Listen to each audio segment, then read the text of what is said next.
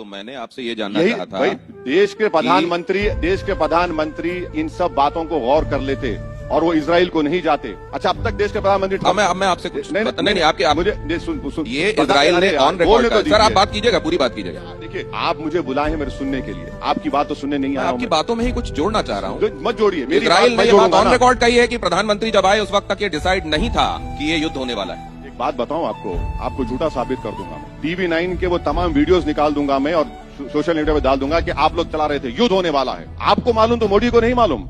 क्या बात कर रहे हैं आप? ये आप बात ठीक चला है, रहे हैं। एक ये बात ठीक है कि संभावनाएं जिस तरह की तलखी बढ़ रही थी, ये संभावनाएं लग रही ठीक है, लेकिन युद्ध वो हो हमारी रहा बात है, ठीक नहीं है। आधिकारिक रूप से युद्ध हो रहा है। अगर ये होता तो हम लोग ये कह रहे होते कि आधिकारिक युद्ध हो रहा है, तय मानिए। अरे भाई साहब, TV9 पर बैठकर आप लोग चला रहे थे, हु जा रहा है, जेट जा रहा है, ये होगा, आग निकल रही है। आपको मालूम और मोदी को नहीं मालूम। हम तो समझ रहे थे कि मोदी ने आपको ही बताया कि जंग होने वाली है। तो अब मैं चलिए, मुस्कुरा तो दिया। नहीं, मैं मुस्कुरा भी दिया। और इस दौरान क्या ये भी देखा कि शिया और सुन्नी डिवाइड भी बहुत उभर कर सामने आ गया इस जंग के दौरान? नहीं, आपके दिल के अरमा आंसुओं में बह जाएंगे। क्या अरमा लग रहे हैं आपको? आपके अरमा आंसुओं में बह जाएंगे। कोई शिया सुन्नी इख्तलाफ था न होगा, न कभी इस पे होगा। सच्चाई की जहां बात आएगी सब एक होकर बोलेंगे।